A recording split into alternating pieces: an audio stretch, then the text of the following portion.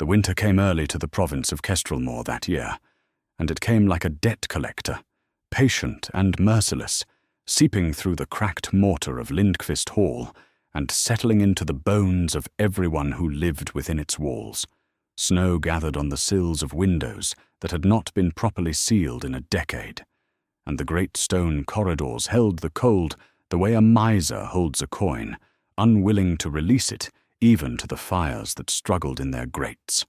In the servants' quarters below stairs, where the light was thin and grey, a young woman named Solveig Penhallow moved through the pre-dawn dark without a candle, because candles cost money, and money was the one thing the great house no longer had in abundance. She had learned to see in that darkness. She had learned many things in the years she had spent surviving, where others merely lived. Her hands, chapped and reddened by lye and river water, and the endless labour of a house that had once employed 40 and now employed 9, moved with a competence that asked nothing of anyone. She wore a dress of faded slate grey, mended at the elbow and hem so many times that the original weave was more memory than fact, and she wore it the way other women wore armour. It made her invisible. That was its chief virtue. In a house where the wrong glance from the mistress could mean a beating or the loss of a position, invisibility was a form of wealth, and Solveig had accumulated a great deal of it. She rose each morning before the bells, lit the kitchen fire, drew the water, scrubbed the flagstones, and moved through the rooms of the sleeping great, as though she were a draught, a shadow, a thing the eye passed over without registering. She did not complain. She did not weep. Tears, her grandmother had told her long ago in a cottage that no longer stood, were a currency, and a wise woman never spent what she could not replace.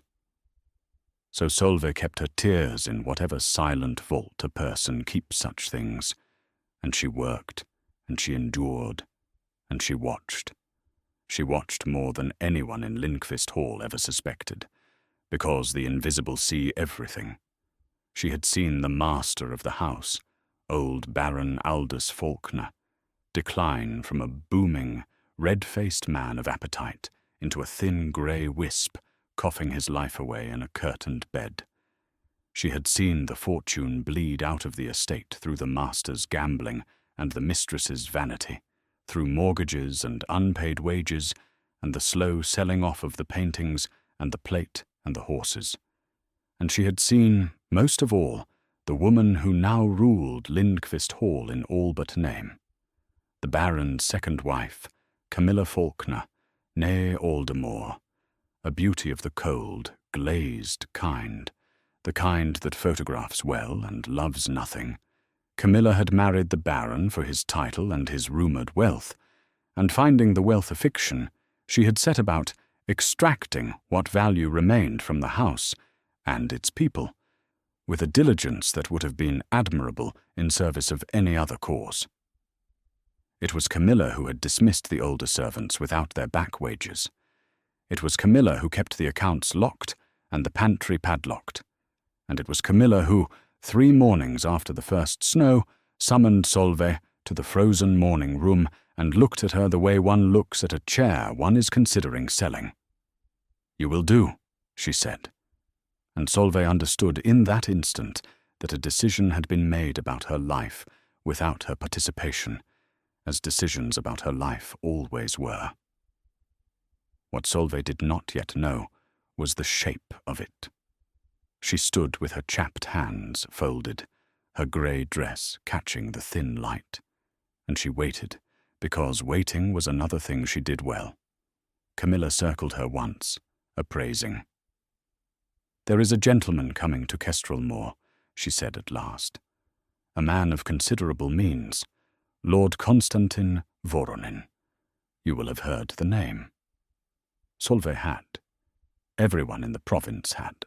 Voronin was the great cold name of the northern territories, a man who had appeared from the frozen edges of the empire 5 years prior, and bought up failing estates and defaulting mortgages the way a hawk takes rabbits, without hunger, without malice, simply because it was his nature.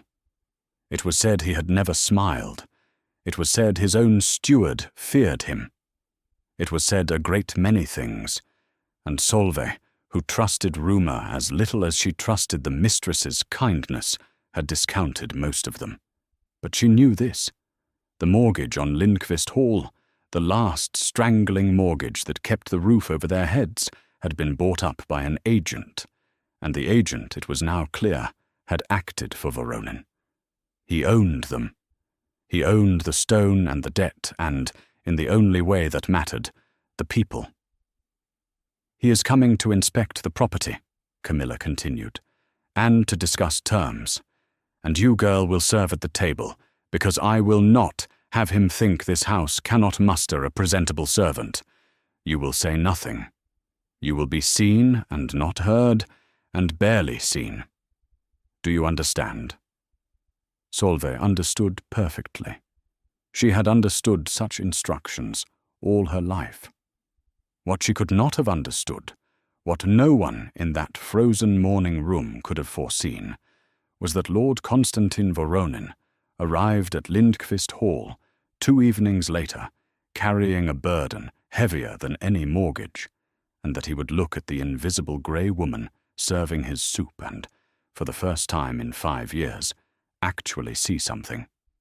He came in a black carriage, with the snow whirling behind it, and he came alone, which surprised the household, for a man of his means might have travelled with a retinue.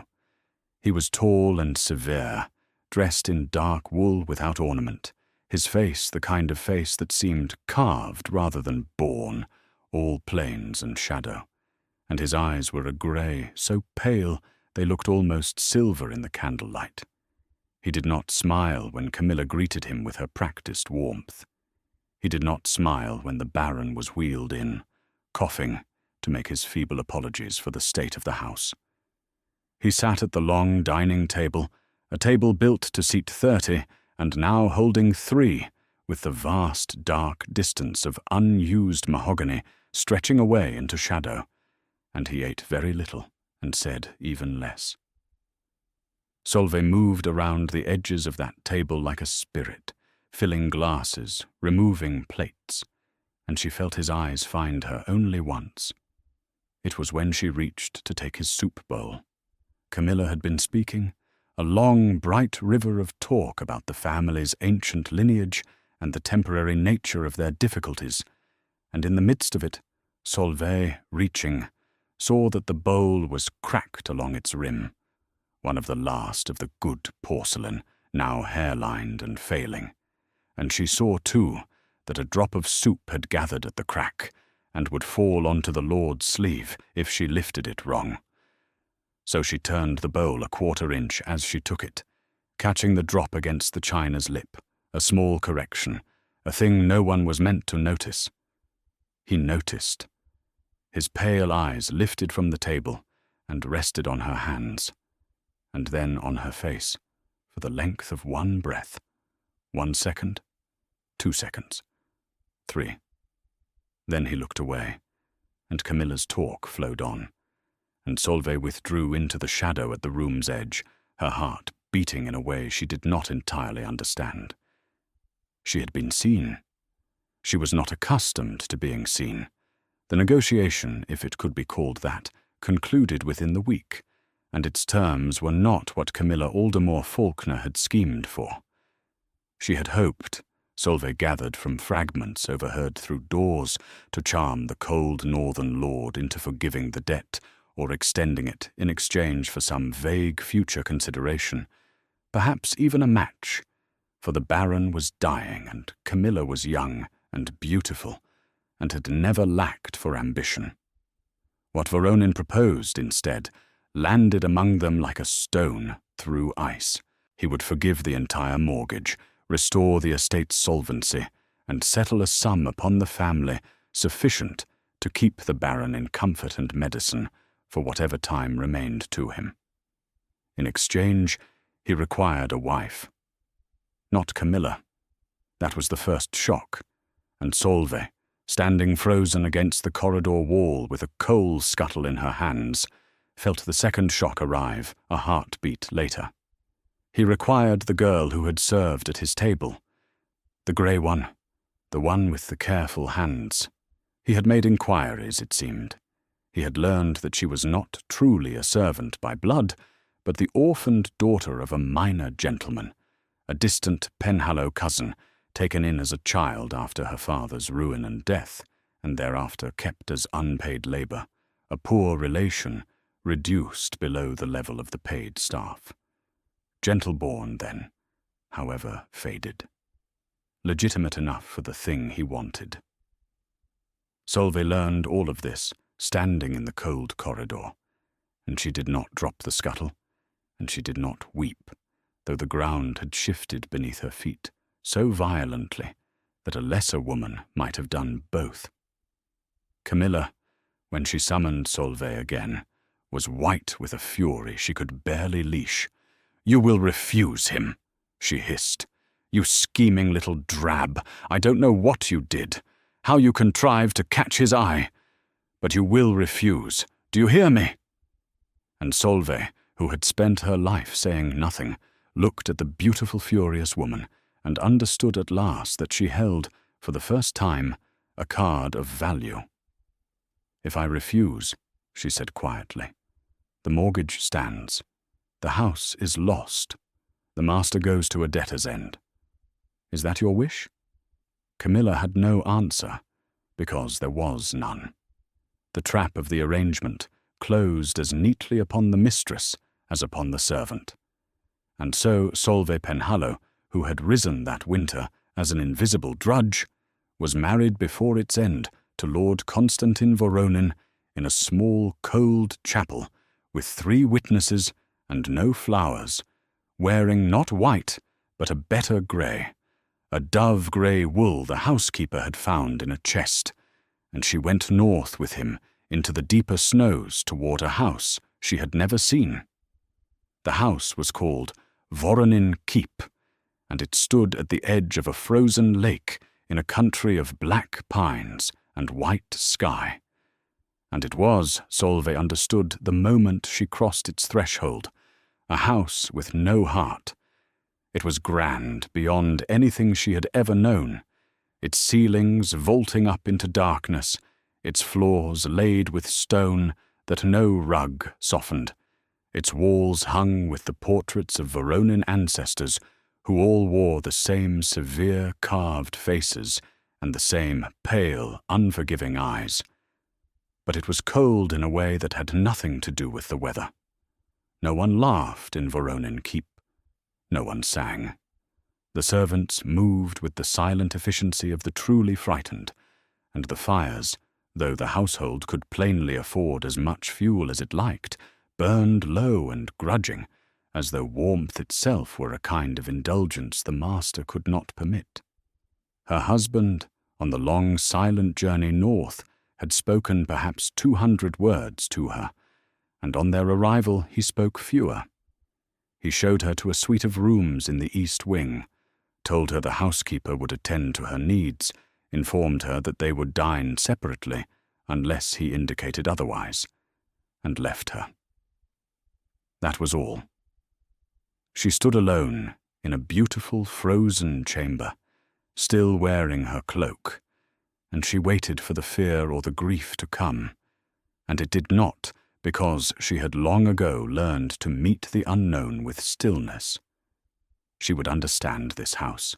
She would learn its rhythms and its wounds. That was what she did. That was the only power she had ever possessed, and she had learned to wield it well.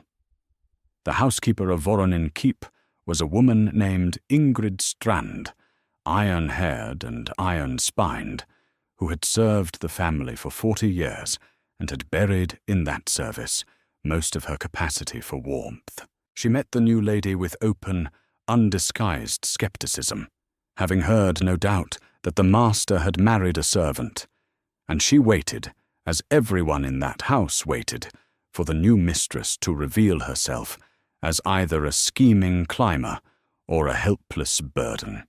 Solveig disappointed her by being neither.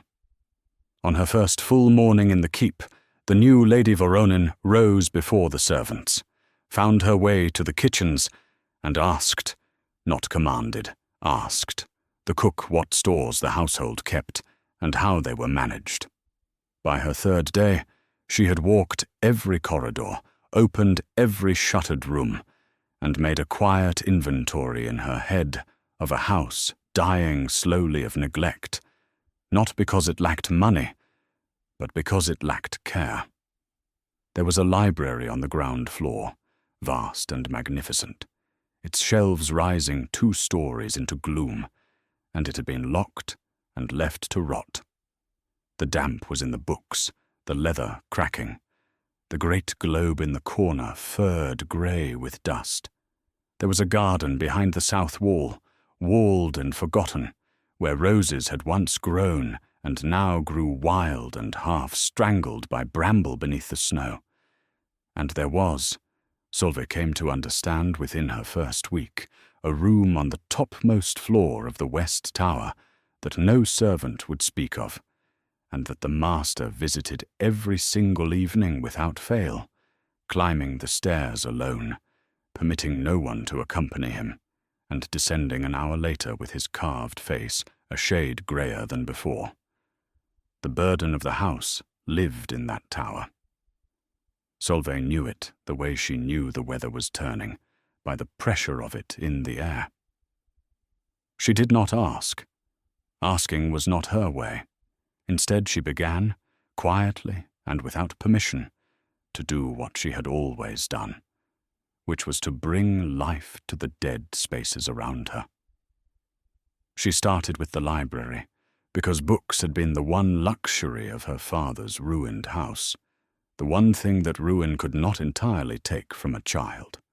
She asked Ingrid Strand for the key, and, receiving instead a suspicious silence, simply picked the lock with a hairpin, a skill acquired in a childhood spent locked out of pantries, and let herself in.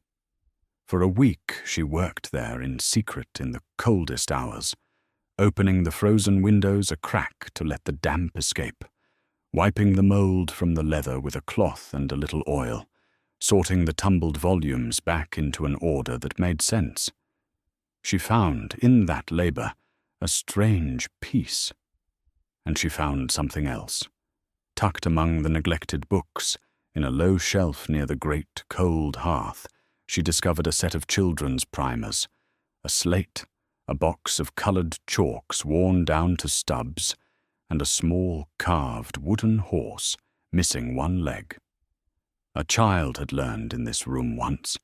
A child had been loved in this house once, before it froze.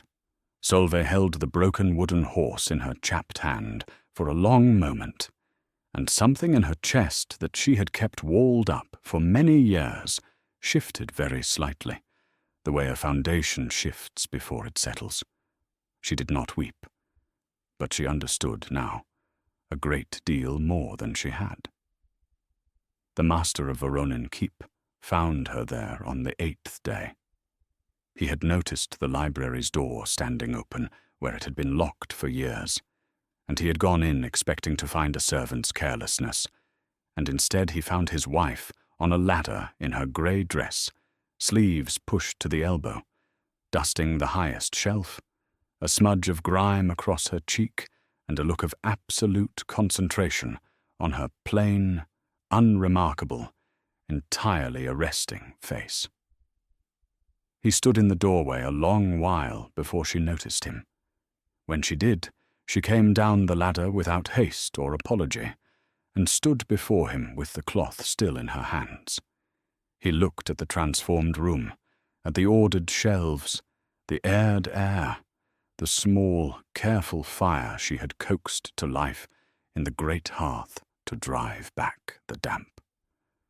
"I did not give you leave to enter this room," he said. His voice was flat and cold, but Solveig, who had spent her life reading the true weather beneath the words of powerful people, heard something else in it, something uncertain, something disarmed. "No," she agreed. "You did not. The books were dying. I could not leave them to die." She said it plainly, as a matter of fact, offering neither defiance nor a plea for forgiveness, and she watched the strange effect the plainness had on him, the way a man braced for a scene finds himself with nothing to push against. 1 second, 2 seconds, 3. "They were my mother's," he said at last, and it was the most human thing she had yet heard him say. She read to me here. His pale eyes moved to the low shelf, to the primers and the slate and the broken horse she had set carefully upright, and something crossed his carved face that was gone before she could name it. He turned and left without another word. But that evening, for the first time, a servant came to the east wing to inform Lady Voronin that the master requested her company at dinner. What passed between Konstantin Voronin and his unexpected wife in the weeks that followed was not a courtship, for neither of them had the temperament or the trust for such a thing. But it was something. It was the slow, wary circling of two people who had each learned to expect the worst of the world, and were each, against all reasonable expectation, being surprised. She continued her quiet work of resurrection. She had the great, forbidding dining table shortened, not literally, for it was ancient and fixed, but she had the two of them seated at its near end, close enough to speak without shouting down 30 feet of mahogany, and the change was so simple and so profound that Konstantin, the first night he found the places set that way, stood behind his chair a full minute before sitting, as though the small kindness of it required adjustment. She revived the walled garden as the snow began at last to loosen its grip, freeing the strangled roses from their bramble, and she brought the first ragged bloom of the season to the dinner table in a plain glass, and he looked at it and did not speak, but he did not have it removed.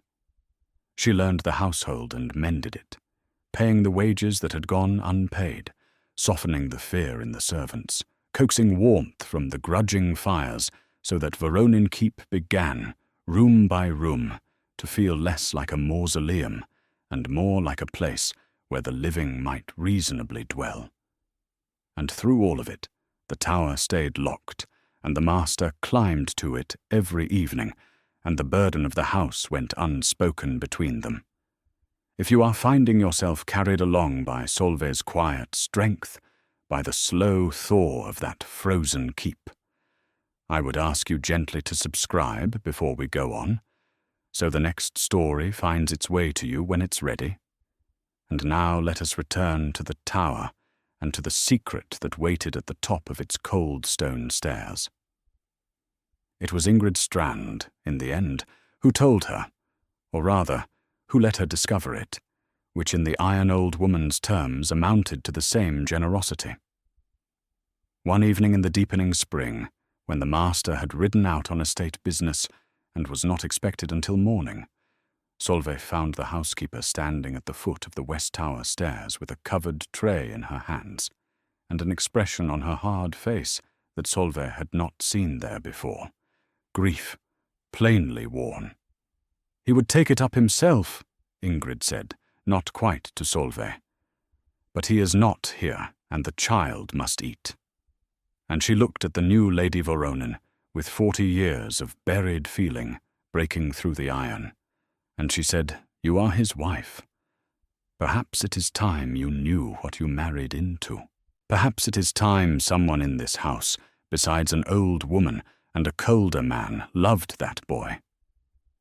So Solveig climbed the tower stairs behind the housekeeper, her heart beating in that strange, unfamiliar way, and at the top, in a warm and well-appointed room, quite unlike the cold of the rest of the keep, she met the burden that Konstantin Voronin had carried alone for 5 long years.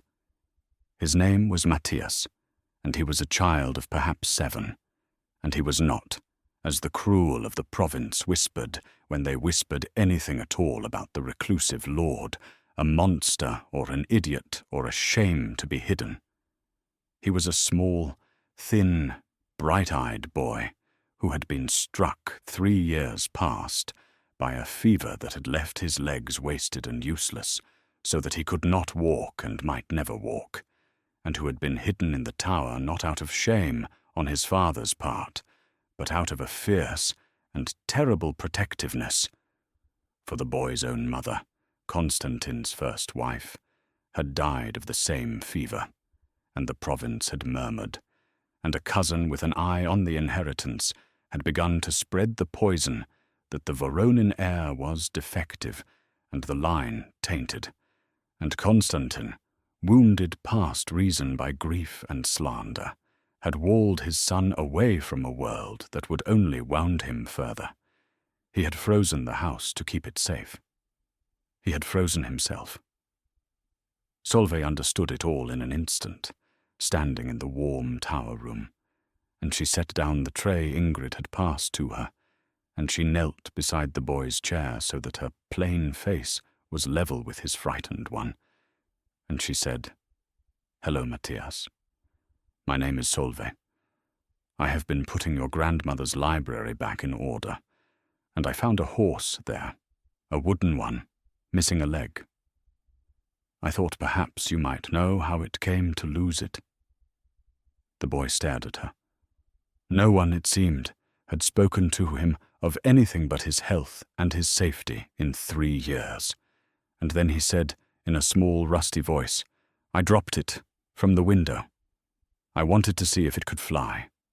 And Solveig, kneeling on the cold stone, felt the walled vault within her chest crack clean open, and still she did not weep, because there was work to be done, and tears would only frighten the child. But she smiled at him, a real smile, the first she had given anyone in that frozen country, and she said, "Then we shall have to teach it to fly properly, with a proper wing, for a horse without a wing cannot be expected to manage." And Matthias laughed, a small, startled sound, as though laughter were a language he had half forgotten.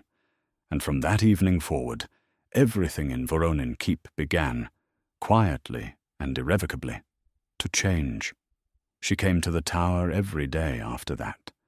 She did not ask Constantine's permission, for she had learned that permission was not a thing this house dispensed, and must therefore be taken, and she reasoned that a man who could freeze his own heart to protect his son could hardly object to that son being warmed. She brought the primers up from the library, and the slate, and the worn-down chalks, and she discovered that the boy had a quick and hungry mind, that 3 years of isolation had left starving. She mended the wooden horse, fashioning a small leg from a whittled peg, and, at Matthias's insistence, a wing from a scrap of stiffened linen, and together they threw it from the tower window and watched it plummet unceremoniously into the melting snow below, and the boy laughed until he could not breathe, and Solveig thought that she had never in her life done a thing that mattered more. She had the servants carry the boy down on fine days, over his father's absence and against the housekeeper's fearful protests, and she settled him in the walled garden among the reviving roses, where he could feel the sun on his thin face for the first time in years. She read to him in the library where his grandmother had once read to his father. She did all of this without spectacle and without seeking praise, because it was simply the thing that needed doing, the way the fire needed lighting and the water needed drawing, and it did not occur to her to expect anything in return. But Constantine Voronin was watching.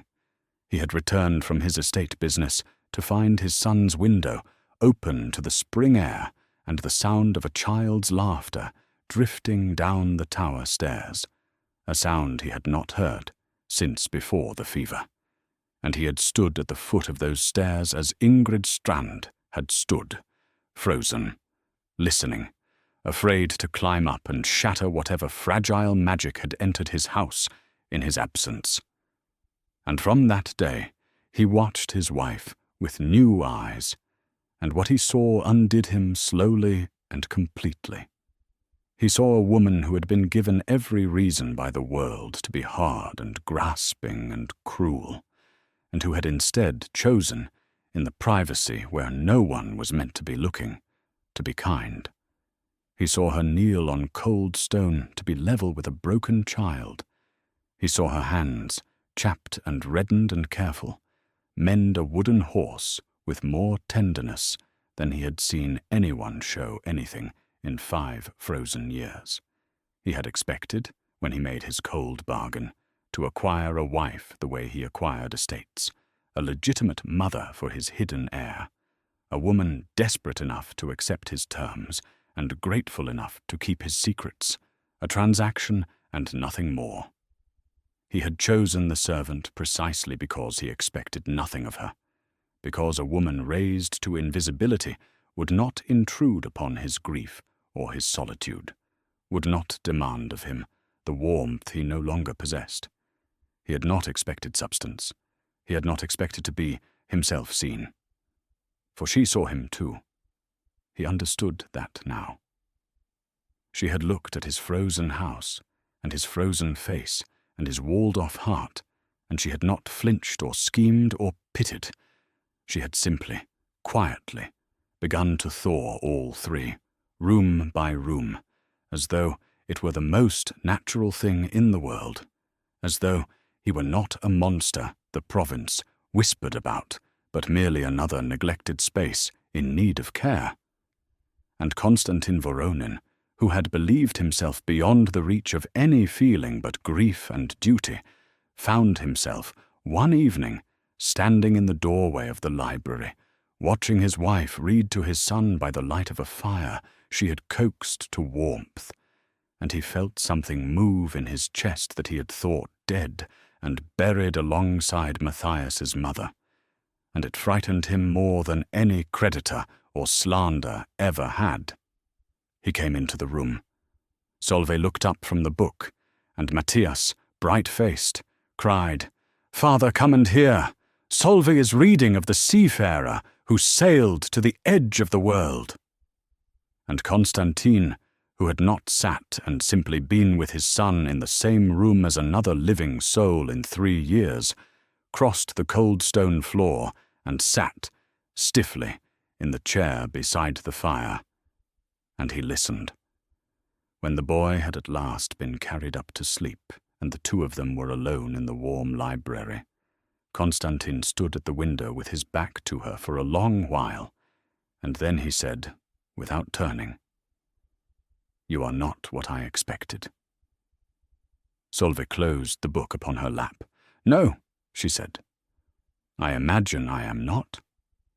"I expected," he said, and stopped, and she waited, because she had learned that this man required silence the way plants require water, that he would say the true thing only if she did not crowd him with her own words. "I expected a woman who would take my money and keep my secret and leave me to my solitude. I did not expect—" He stopped again. 1 second. 2 seconds. 3. "I did not expect the house to feel warm again," he finished, and it was not what he had begun to say, and they both knew it, and neither of them named the thing he had swerved away from.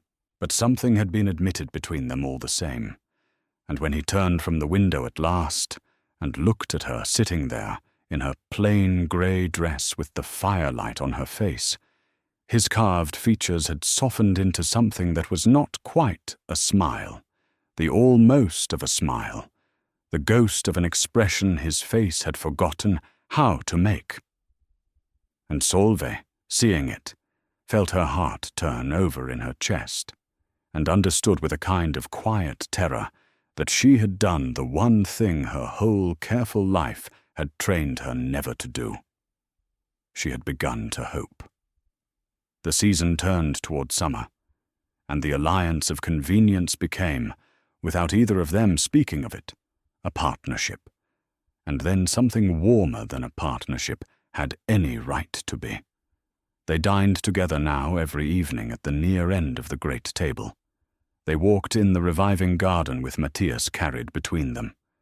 Constantine, began to climb the tower stairs, not alone in grief but with his wife beside him, and often his son's laughter waiting at the top.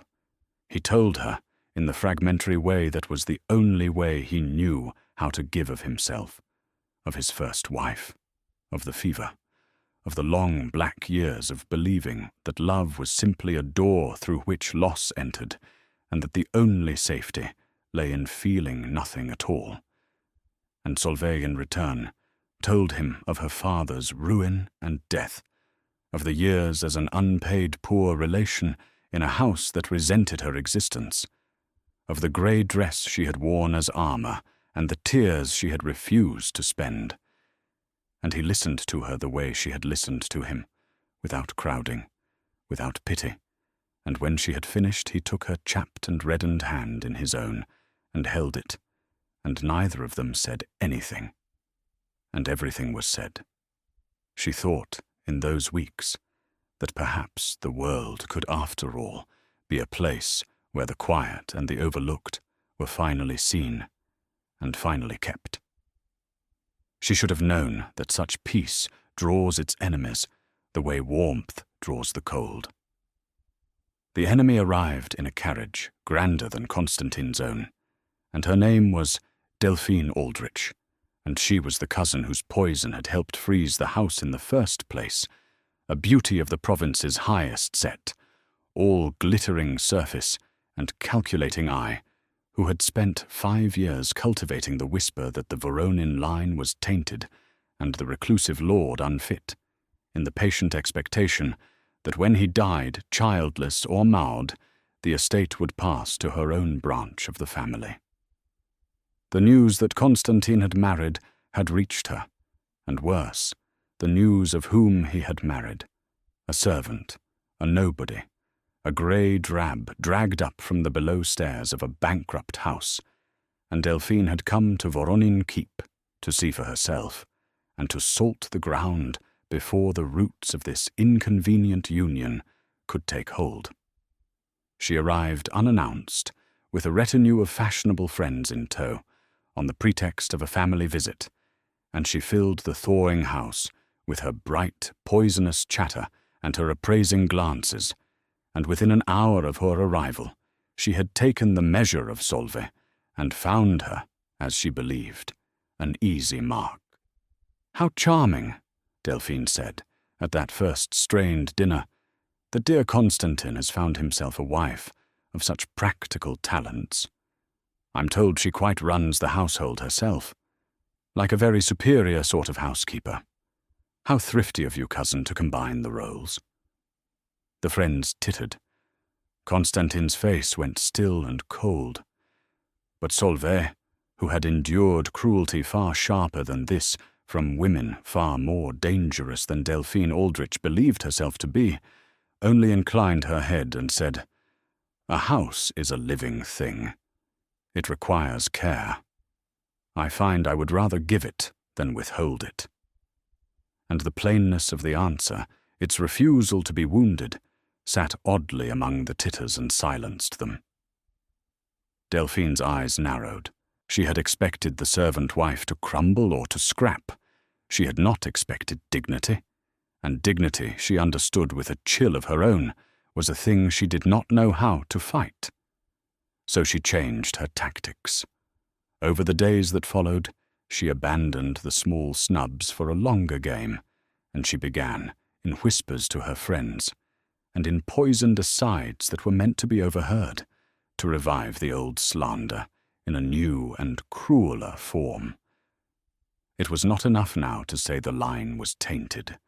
Now the story grew that the grey servant wife had entrapped the grief-maddened lord, had wormed her way into a great house by low cunning, had perhaps even had a hand in concealing the poor defective child from the world in order to secure her own position, and that the boy in the tower was proof of everything wrong with the union and the family both.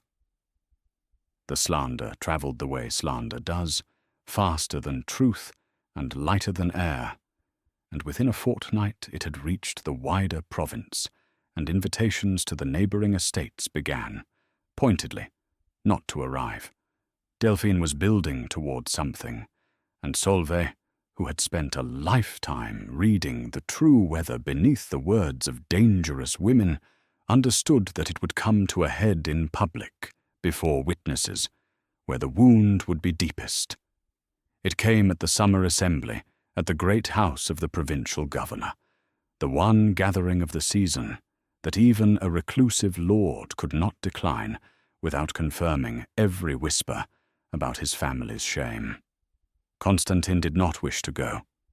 He had guarded his solitude and his son's privacy for 5 years, and to walk into that glittering hall was to walk into the teeth of the slander with his wife on his arm. But Solveig said to him, quietly, "If we do not go, we grant them the story. If we go, we take it from them. I have spent my whole life being spoken of by people who never troubled to speak to me. I am not afraid of a room full of them now." And Constantine looked at his wife in her plain grey dress, at the still and dignified strength of her that no amount of cruelty had ever been able to touch, and he felt the last of the ice in his chest give way. "Then we shall go," he said, "and I will not leave your side." But it was Solveig who would not, in the end, need his shielding, for she had a weapon of her own that Delphine Aldrich had never suspected, the weapon of the invisible, which is to have been present, unnoticed, while the powerful say things they believe no one is listening to. The assembly was everything the province's vanity could make it, a blaze of candlelight and silk and jewels, and when Lord Veronin entered with his grey-clad wife upon his arm, the great hall did precisely what such rooms do. It fell into a rustling hush, and then a rising murmur, and every eye turned to appraise and to judge. Delphine Aldrich stood at the centre of it all, radiant in a gown that had cost more than the wages of every servant in Veronin Keep combined, and she watched the couple's entrance with the serene confidence of a woman who has laid her trap and has only to wait for the quarry to step into it. She waited until the room was fullest, until the governor himself and every family of consequence in the province stood within earshot, and then she raised her bright voice and struck. "Cousin Constantine," she said, cutting across the murmur with practiced ease, "how good of you to bring your wife into society at last. We have all been so very curious, though I confess I wonder at the wisdom of it.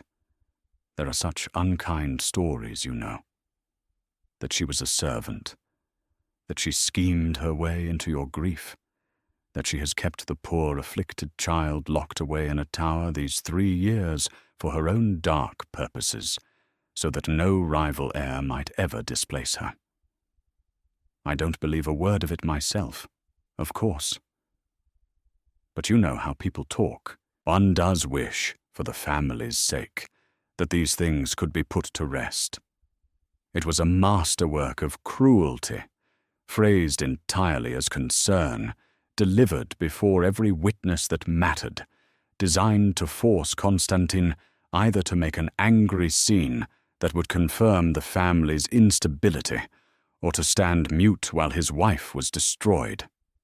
The hall held its breath, and Constantine Voronin, whose face had gone white with a fury that 5 years of frozen control could barely contain, opened his mouth to answer. But Solveig laid her chapped hand upon his arm, gently, and stepped forward herself, and the whole glittering assembly leaned in, expecting to watch a servant girl crumble at last. She did not crumble. She stood very still in her plain grey dress amid all that silk and fire, and when she spoke, her voice was quiet and clear, and it carried into every corner of the vast hall precisely because it did not strain to. "You speak of dark purposes," she said. "You speak of stories. Let me then tell you a true one, since you are all so very curious, and since the Lady Delphine has been so generous as to invite the telling." She turned, unhurried, to face the room. My husband didn't lock his son away for shame. He hid a wounded child from a world that had already begun to prey upon him, and he did it out of a love so fierce it froze his own heart in the guarding. The boy Matthias cannot walk. He caught the same fever that took his mother, and he lived, and there is no shame in it, only in those who would use a child's suffering as a lever to seize an inheritance. A ripple went through the crowd. Delphine's serene smile stiffened at the edges. You wonder how I know that an inheritance is what is truly at stake here, Solveig continued, still quiet, still unhurried. I know it because I was invisible once. I was a servant, yes. The Lady Delphine is quite correct in that, and I take no shame in it either. I have scrubbed floors and drawn water, and I know the worth of honest labour better than anyone in this room adorned in the labour of others. But an invisible servant, my lord and ladies, is present in a great many rooms where the powerful believe themselves alone. I was present in the corridor at Lindqvist Hall when a certain lady's agent came to inquire whether the Voronin heir might be declared unfit, and what the branch of the family styled Aldrich might pay to see it done. I have the man's name. I have the date. I have the sum that was discussed. And I have the letter, my lady, that you wrote in your own hand to that agent, which he in his carelessness left among papers I was later given to sort and burn, and which I didn't burn, because a woman who has been overlooked all her life learns to keep the things that others are careless enough to discard. She drew from within her plain grey sleeve a single folded sheet of paper, and she did not raise it in triumph or wave it about. She simply held it, and its existence changed the temperature of the entire room. Delphine Aldrich had gone the colour of ash. It was theft, Delphine said, but her voice had lost its bright music and come out thin. That letter was private. That letter was stolen from me. You are a thief and a... It was discarded, Solveig said, and I kept it.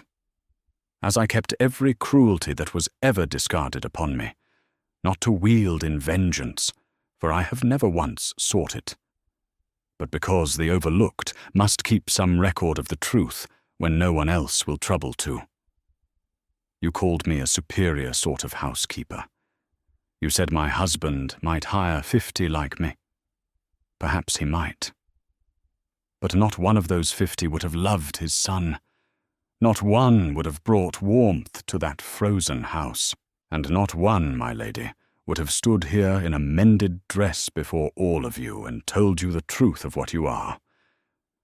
And now Konstantin Voronin stepped forward beside his wife, and the whole assembly turned to him, and the cold, reclusive lord whose voice no one in that province had heard raised above a murmur in years spoke, and his voice rose as he went, gathering force like a river breaking its ice. You have all whispered of my family for 5 years, he said. You whispered that my line was tainted. You whispered that my son was a shame, and I let you because I was too broken by grief to fight you, and my silence was the greatest wrong I ever did the boy, for it taught him that the world was right to hide him. I will be silent no longer. This woman, and he took Solveig's chapped hand in his own before them all, came to my house as a bargain, and I confess it to my shame, for I meant to give her nothing but coin and cold. Instead, she gave my house back its heart. She warmed my servants. She revived my mother's library and my mother's garden. She climbed to my son's tower when no one asked her to, and knelt on the cold stone to be level with a frightened child. And she taught him to laugh again, and she taught him that he was not ashamed to be hidden, but a boy to be loved. She refused to weep when the world gave her every reason. She refused to scheme when scheming would have served her. She is honest where you are false, and kind where you are cruel, and dignified where you are vain, and she is worth more than this entire glittering room and every jewel in it. She is my wife, and I chose her, and if any one of you has aught to say against her, you may say it now, to my face, and answer for it." The silence that followed was absolute. And then, from somewhere near the back of the hall, an old voice, iron-hard and carrying, said, "Well said, my lord. It is high time somebody in this province said it." It was Ingrid Strand, who had come to the assembly in her best black gown, to stand as a servant should behind her lady, and who had abandoned her post to speak, and who fixed the ashen Delphine Aldrich with 40 years of contempt and added, "I served in this family before that one was born, and I have watched her spread her poison for half a decade, and I have watched this good woman thaw what her poison froze. There is your true story. Believe whichever you like. I know which the good God believes." And that was the end of Delphine. And that was the end of Delphine Aldrich's ambitions in the province of Kestrel-Moor, though it was not, in the manner such things end, a matter of scandal and ruin so much as a slow and final withering. The governor, who had watched the whole exchange with the shrewd eyes of a man whose favour was worth cultivating, made a great show that same evening of drawing Lord and Lady Voronin into his own circle, of praising Solveig's dignity to any who would listen, and of pointedly failing to hear Delphine when she attempted, with a trembling brightness, to laugh the thing away. The invitations that had ceased to arrive at Voronin Keep resumed within the week, now humbly, and the whispers that had travelled the province turned upon their source the way whispers always do when a wind changes, so that by summer's end it was Delphine Aldrich who was spoken of behind fans, Delphine whose name was murmured with that particular blend of scorn and pity reserved for those who overreach and are exposed by their own hand. She left Kestrel-Moor before the leaves turned, retreating to some distant cousin's estate where her story was not yet known, and Solveig, who might have been forgiven a moment of triumph, felt instead only a quiet and unexpected sorrow, for she had never wanted anyone destroyed, only the truth told, and there is little joy in watching even a cruel woman reduced to something more pitiable than hated. She said as much to Constantin on the drive home through the summer dark, and he looked at her for a long moment in the swaying carriage light and said, "That is precisely why the truth was yours to tell and not mine. I would have destroyed her. You only had to let her destroy herself." And there, in the darkness, his carved face softened into that expression she had come to treasure above all others. Not quite a smile, the almost of one, and then, slowly, as though his face were relearning the shape of it, into the whole thing, a true and open smile, the first she had ever seen him give. It transformed him utterly. It made him young, and Solveig Penhallow, who had not wept when her father died, nor when she was made a servant in her own family's house, nor when she was sold like a chattel into a bargain marriage, nor even when a room full of strangers had tried to strip her dignity from her before the whole province, felt at last the vault within her chest give way entirely, and she wept quietly in the safety of that swaying dark, and Constantin gathered her against him and held her while she spent, at long last, the currency she had hoarded her whole life, and neither of them said anything, because everything, at last, had been said. 1 year later, the winter came again to the North Country, but it did not come to Voronin Keep as a debt collector, or a companion, or a presence to be endured, for there was no longer any cold in that house, for the winter to claim as its own. It came only as weather, and weather, when there is warmth enough to meet it, is merely beautiful. The fires burned high and generous in every grate now, and the great forbidding dining table had been made small in truth as well as in spirit, cut down at last by a carpenter to a size that a family might gather around and see one another's faces. The library breathed and lived, its shelves ordered, and its leather oiled, and its windows sound, and the great globe in the corner shone free of dust, and beneath it, most evenings, a woman in a dress that was no longer grey, but a deep, warm rose, read aloud to a boy whose legs, though they would never carry him far, had strengthened enough under a year of sun and care and stubborn, patient exercise that he could now stand with braces and cross a room with a cane, one halting, triumphant step at a time, laughing at his own slowness. The walled garden bloomed.